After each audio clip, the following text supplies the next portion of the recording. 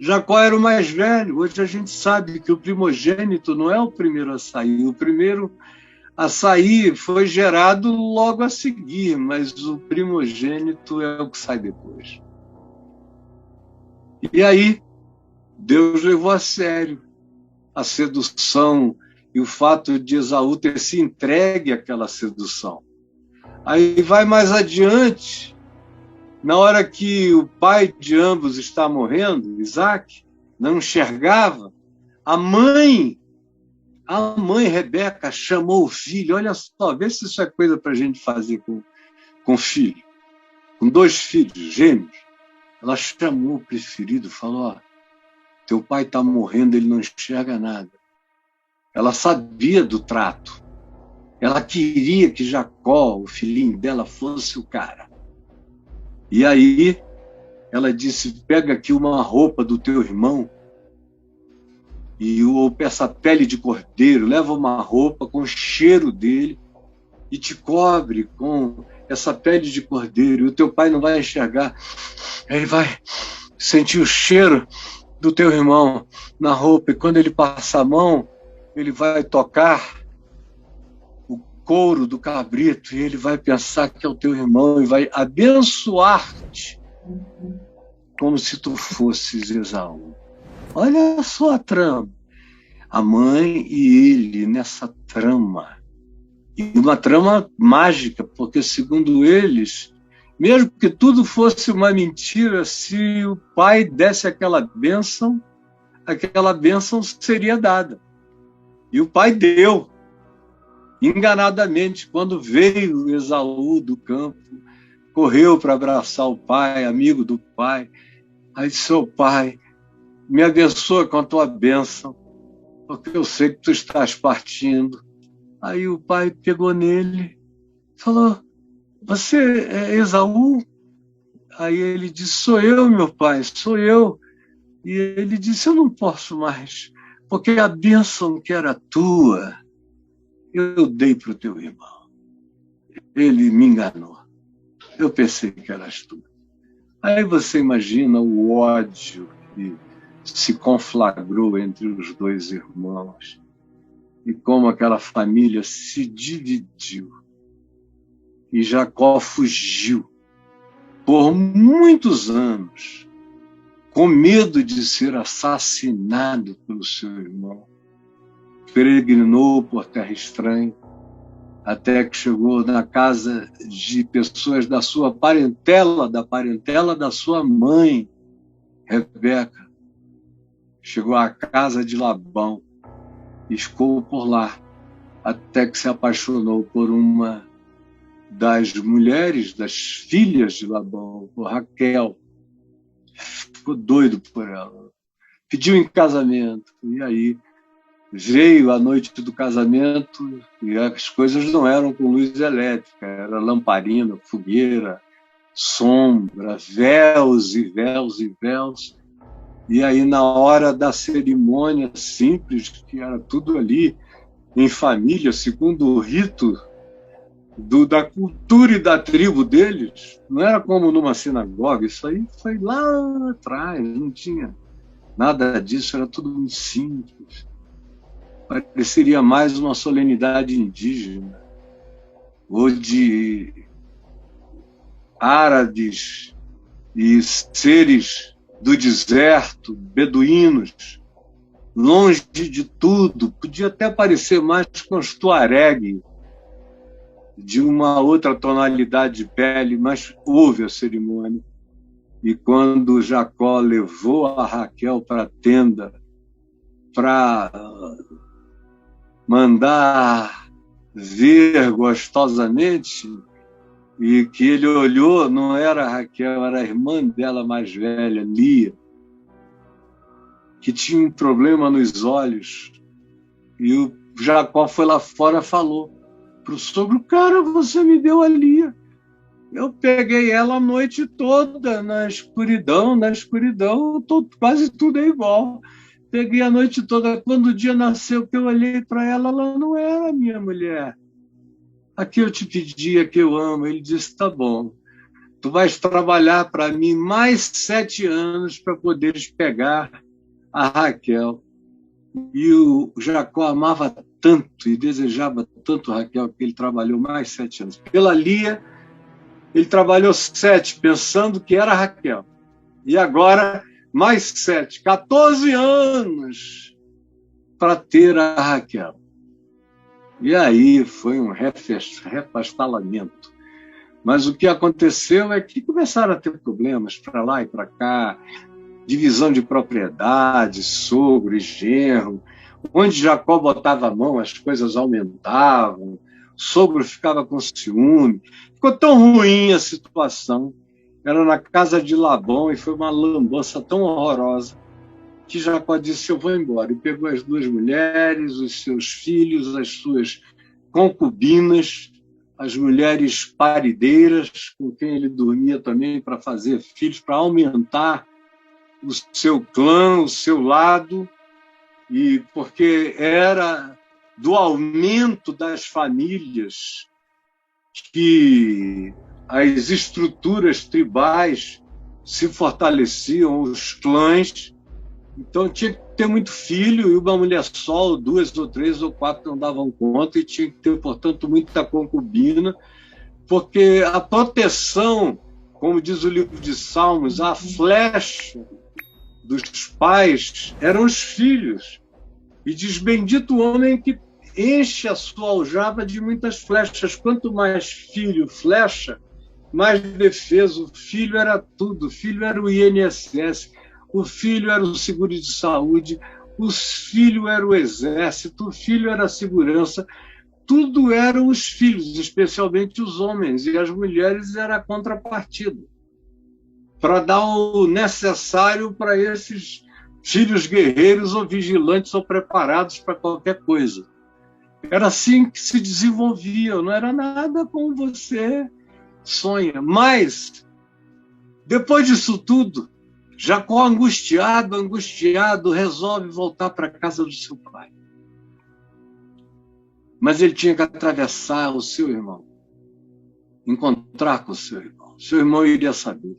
Ele já era um grupo de viajantes, já viajavam com ele quase 100 pessoas. Já era muita gente andando num caminho, quase. Faltava pouca gente para formar 100. E muitas ovelhas, muitos animais, muita carga, muita tenda.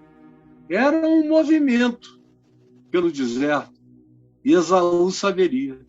E ele disse: se eu não aplacar a ira do coração do meu irmão, ele vai me matar.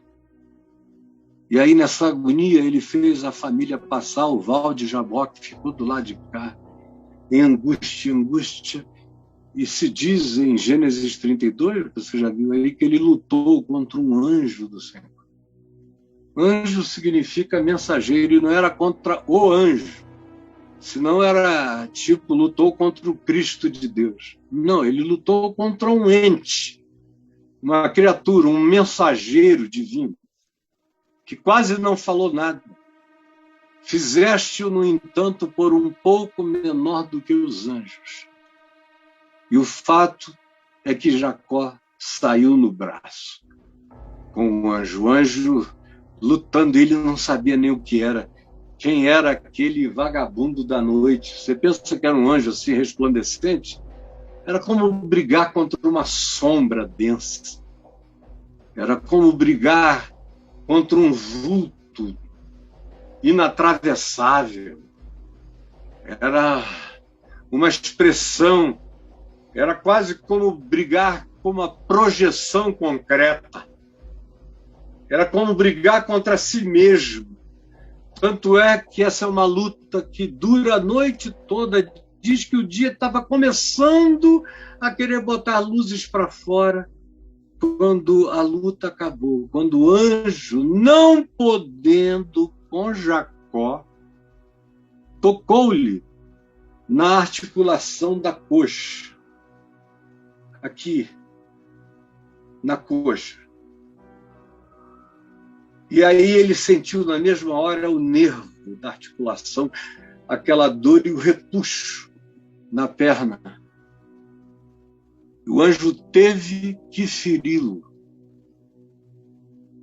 E aí disse a ele: como tu lutaste, como se luta como um Deus, tu vais ser abençoado. E o que Jacó queria era isso: não me deixes sem que tu me abençoes. Porque ele sabia que a bênção que ele tinha recebido era uma bênção da falsificação, da mentira, do engano. Ele tinha prosperado em cima do engano. E ele quer se reconciliar com o seu irmão, mas primeiro ele precisa se reconciliar com Deus em si mesmo.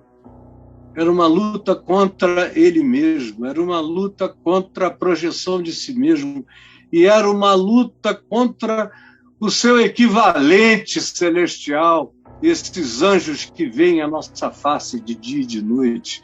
Era uma luta, porque ele sabia o que devia, mas ele não praticava o que era certo. Ele tinha um nome que lhe foi dado que significava o dissimulador, o enganador, o ludibriador, o sedutor. E aí ele se agarra ao anjo e vence o anjo no seu desespero de ter a bênção de Deus. Porque ele estava arrependido de ter crido que a bênção de Deus era uma mera transferência mágica. E agora ele luta com Deus e Deus no anjo o abençoa. Tu já não te chamarás Jacó. Significa tudo isso aí. Mas tu te chamarás Israel, que quer dizer príncipe de Deus. Porque com Deus e com os homens tu lutaste e tu prevaleceste. Vai, mas esquece Jacó. Deixa Jacó do lado de cá. Atravessa o Jaboque e vive a vida de um filho de Deus, de um príncipe de Deus. E aí ele prosseguiu. Mas ele era o homem que diria: eu faço o que eu não devo, mas eu concordo com o que é certo. Como muita gente aqui conosco, como todo mundo, como Paulo, com uma sofisticação infinitamente maior, diz depois, no texto de Romanos 7 que nós lemos de saída. E aí a gente vê Pedro toda hora dizendo que ele vai fazer o que devia, mas na hora ele pula fora, ele erra.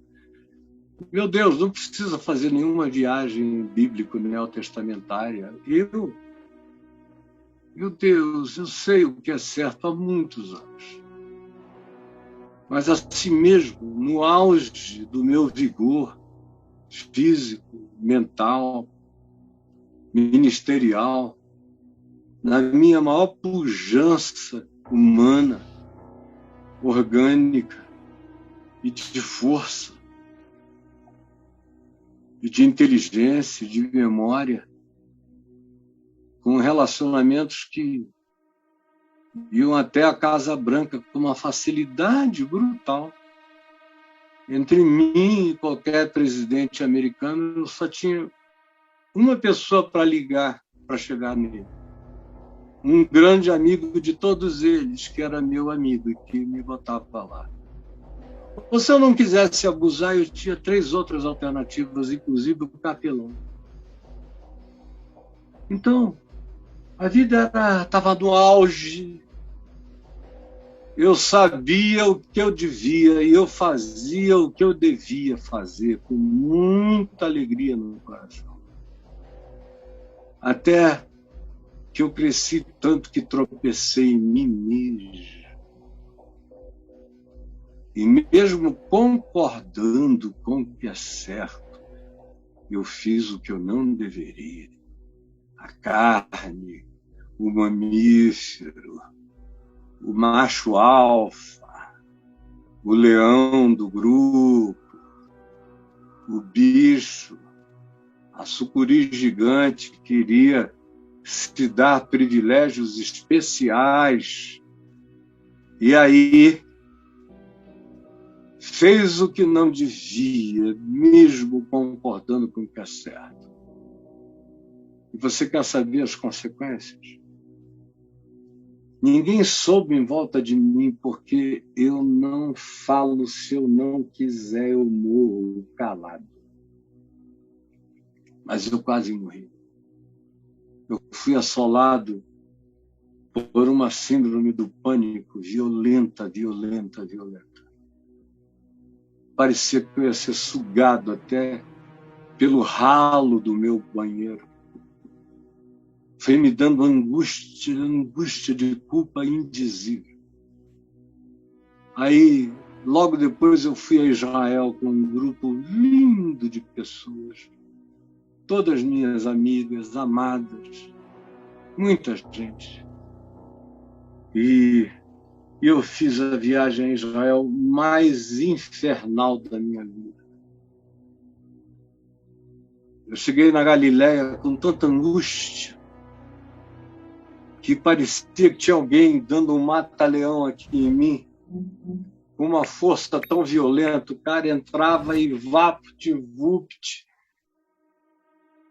E eu, apertado, perdi o fôlego. A mãe dos meus filhos, comigo, no hotel, olhava para mim, me sacudiu: que é isso? Eu não sei quanto tempo eu ficava, parecia uma eternidade daquela angústia, eu morrendo, apagando tudo. Era um mata-leão invisível. E para abrir a boca para pregar, que sofrimento! Era melhor carregar colunas de Hércules do que abrir a boca para pregar naquela incoerência terrível, que para mim era uma hipocrisia indizível. Eu abominava o que eu estava fazendo, eu odiava aquilo. E que dor! Era como me rasgar enquanto eu traía os meus amados que não sabiam de nada. E aí vinha, depois que eu acabava, fazia aquela fila de gente pedindo para eu orar por elas. E eu primeiro me ajoelhava e chorava. Eu chorei copiosamente em vários desses lugares. Antes de me levantar, começar a orar, e antes de tudo eu dizia: Senhor, se alguém for curado aqui, se alguém for isto ou aquilo aqui, eu quero declarar que não tem nada a ver comigo, porque de todos aqui, sem chavão, eu sou o maior pecador. E orava, e Deus curava, e as pessoas eram libertas. E as culpas de pecado eram deixadas para trás. Eu fiz isso várias vezes. Teve um dia do Jordão que eu me coloquei em pé lá e não acabava nunca mais. Já não era mais nem o meu grupo que estava vindo, mas estavam vindo americanos, espanhóis, dinamarqueses, russos. Por fim, eu estava orando por um grupo de russos, sem saber, de olhos fechados. Mudei de língua sem entender porquê, comecei a orar em inglês, pensando que era o meu grupo, porque apesar do meu pecado, apesar de eu ser quem eu era, o meu Deus continuava a ser quem ele nunca deixou de ser, apesar de mim. Mas eu quase morro. O chão afundava no pânico, na angústia. Às vezes eu estava falando para uma quantidade enorme de autoridades e senadores, ou às vezes para toda a embaixada americana de um outro lugar. E aí o chão começava a baixar. Tudo em volta se movia e eu segurava para não cair. E eu sabia que aquilo tudo era fruto de agonia, de angústia indizível. Ninguém sabia. O que é? Não, não é nada, não é nada. Não é nada. Eu faço o que não devo, mas concordo com o que é certo. É um dos lugares mais horrorosos na existência para alguém estar. É tentar viver nesse lugar aonde a consciência sincera não concorda com os seus atos, com as suas ações, com os seus tesões, com os seus enganos, com as suas jacosices. Jacosices. Eu vivia como Israel e me jacosei. Eu sabia o que era certo. Eu já tinha sido abençoado pelo anjo. Eu não estava com nenhuma bênção humana na qual eu confiava. Eu deixei isso para trás há muitos anos. Eu tinha sido abençoado pelo anjo. O Deus eterno tinha dito: eu te chamei, eu te enviei. E eu já tinha rodado a terra, proclamando o evangelho com alegria, e esse país todo, e a América Latina, e Europa, Estados Unidos, em tantos lugares, da Oceania. Meu Deus! Aí, de repente, eu atravessei o Jaboque de volta. E eu fui espancado por anjos. Nunca achei que era demônio, nunca. Eu sabia que era anjo me batendo. Que eu estava fazendo raiva a anjo. Demônio, nem naquele estado eu jamais pensei no diabo ou em demônio nenhum. Eu sabia que eu era de Deus. E que os anjos estavam me pegando e me gravateando e me puxando, me sacudindo enquanto eu prosseguia,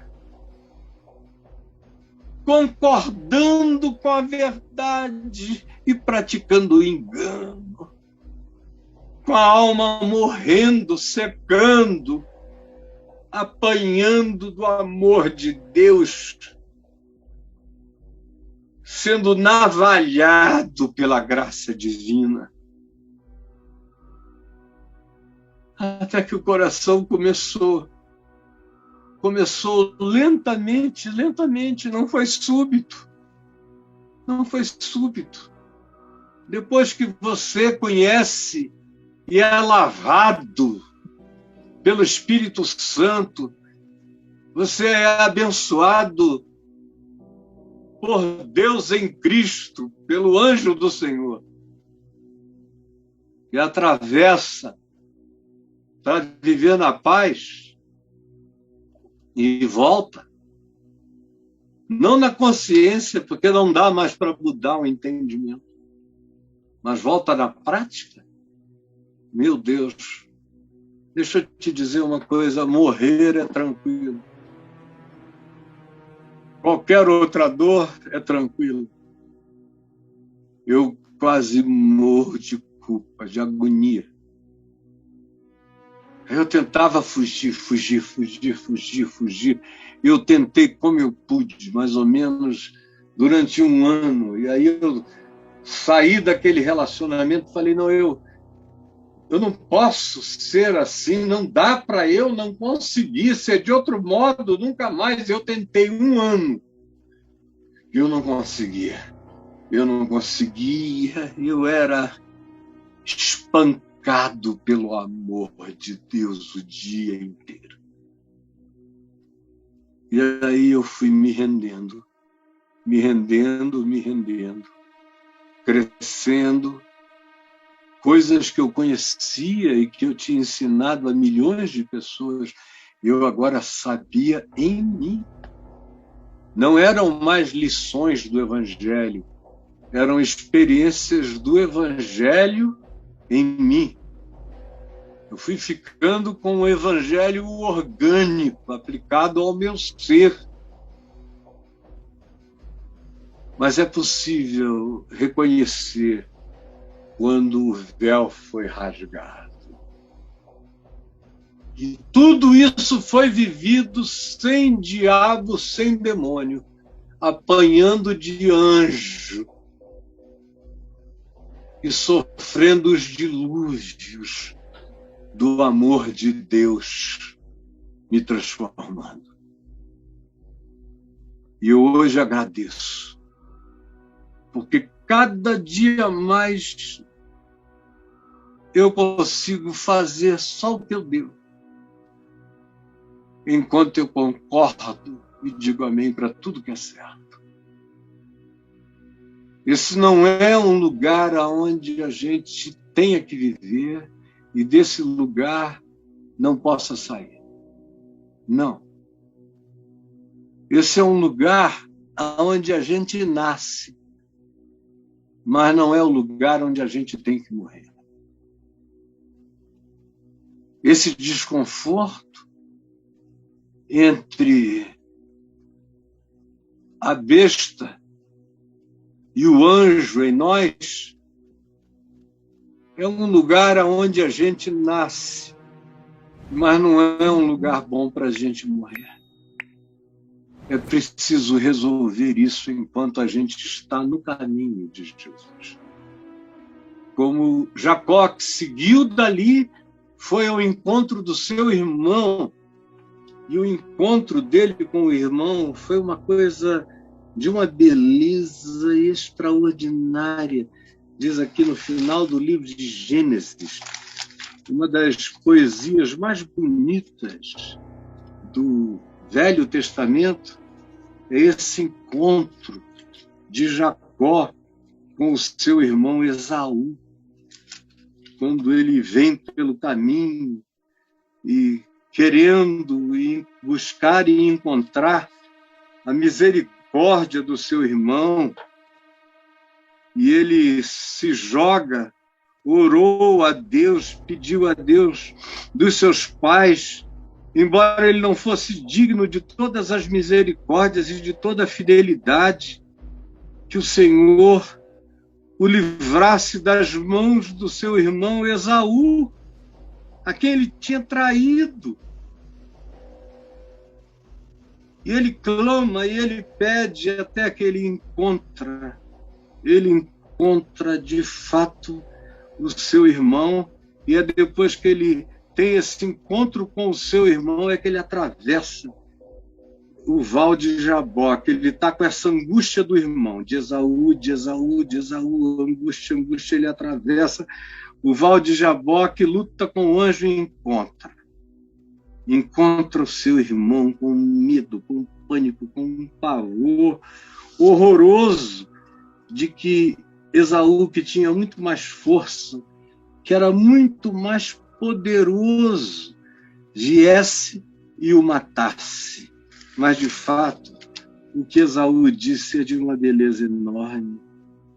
Ele disse: olha, meu irmão, tu vieste até mim e eu olho para a tua face, assim como quem enxerga a face de Deus. Essa foi a resposta de Esaú. Esaú correu-lhe ao encontro e o abraçou. Olha como Esaú tinha andado durante essa separação muito mais na direção de Deus do que Jacó pensara, e como Esaú amava Jacó de um modo que Jacó nem sabia, porque olha só quem é que toma essa atitude. Ele mesmo, Esaú, adiantando-se. De fato, Jacó veio e se prostrou 7 vezes em terra, como era o hábito da reverência, até se aproximar do seu irmão. Então Esaú correu ao encontro de Jacó e o encontrou e o abraçou, arrojou-se-lhe ao pescoço. Eu acho essa descrição extraordinária. E o beijou, beijou, beijou. E choraram juntos. Daí, levantando os olhos, viu as mulheres e os meninos e disse: quem são estes contigo, meu irmão? E respondeu Jacó: os filhos com que Deus agraciou a mim, meu irmão. Então se aproximaram as servas e também chegaram Lia e seus filhos, Raquel e seus filhos. Perguntou Esaú: qual é o teu propósito com todos esses bandos que encontrei? Respondeu Jacó: para lograr mercê na presença do meu irmão, de você, foi que eu mandei todas essas coisas adiante, na esperança de que o teu coração não me recusasse. Então Esaú disse: eu tenho muitos bens, guarda o que tu tens, meu irmão. Entre nós, dinheiro não existe. Mas Jacó insistiu: não recuses. Se eu achei graça diante de ti, aceites os meus presentes. Porquanto vi o teu rosto, diz Jacó agora a Esaú, eu vi o teu rosto como se tivesse contemplado o semblante de Deus, porque tu te agradaste de mim. Peço-te, recebe o meu presente que eu te trouxe, porque Deus tem sido generoso para comigo e tenho fartura. E insistiu com Esaú, até que Esaú o aceitou. Disse Esaú: partamos e caminhemos, eu seguirei junto a ti. Aí começa uma vida de um cara digno do nome Israel, que deixou Jacó para trás no Val de Jaboque, recebeu bênção de anjo e não apenas do seu pai, e conquistou o coração do seu irmão que o amava e que sofria, e agora ele segue no caminho dele para seguir como Israel. E é dessa linhagem de Jacó que virou Israel que a gente tem todo o resto da história bíblica.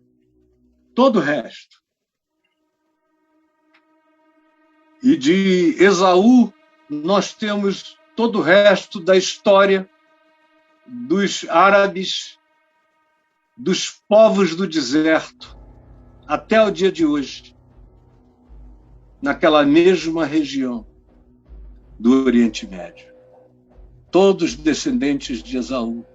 E em Israel, todos descendentes de Jacó, que foi renomeado Israel. Você pode pensar que veio aqui para ouvir uma historinha de escola dominical, mas não. Eu estou aqui convidando você à luta, a pior luta da sua vida, que é contra você mesmo. A maior luta de Jacó não era e não seria contra Esaú.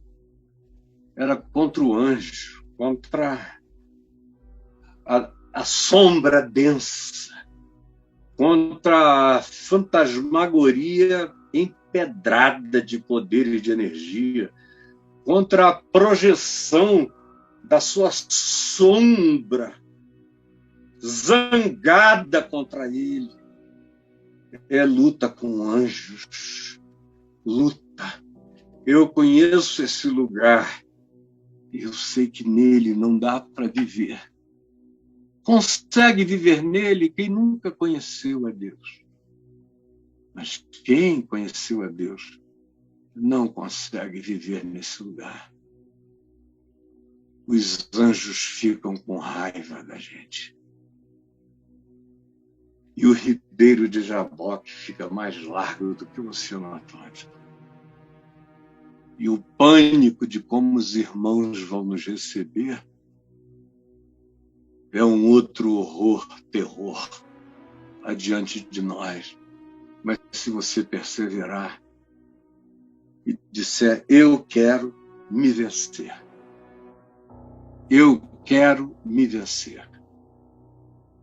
Eu vou pedir para o Braulio escrever isso aí, para ficar como um desafio para você hoje. Eu quero me vencer. Você pode repetir isso comigo?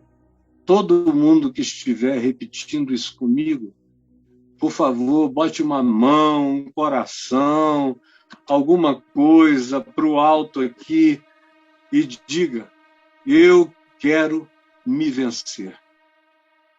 Eu quero constranger os anjos pela minha perseverança em querer dar lugar a algo maior em mim, melhor em mim. Aleluia, eu quero me vencer. Eu quero me vencer. A gente é muito condescendente consigo mesmo, a gente é muito leniente, a gente faz acordos muito perversos com a nossa alma e a verdade em nós não aceita. O anjo em nós não tolera. O anjo em nós não tolera. Não dá para tolerar. É insuportável.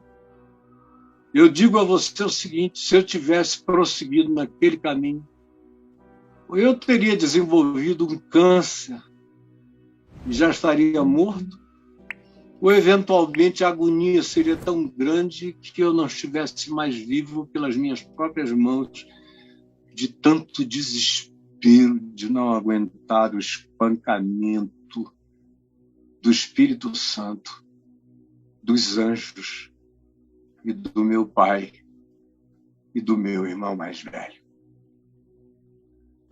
Eu sei que sou amado, porque todo filho amado é disciplinado, corrigido por seu pai. E eu entrei na lambada, na chibata, na corda. Fui pro pelourinho dos meus caprichos e sangrei na dureza do meu coração, até me quebrantar e os anjos dizerem ufa. Aí alguém pergunta: precisava isso? Eu, por mim, não. Mas eu sei que se eu tivesse continuado naquela glória, naquele Olimpo, que não era só no Brasil, estava se transformando num Olimpo na Inglaterra. Eles diziam lá que eu era o pregador que eles queriam ouvir, que eu pregava como Billy, era teologicamente estruturado como John Stott e tinha experiências de um militante social que ninguém tinha.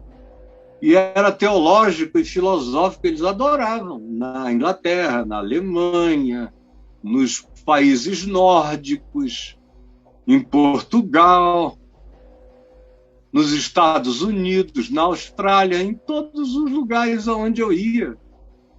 Era isso que acontecia, mas eu sei que não ia acabar bem.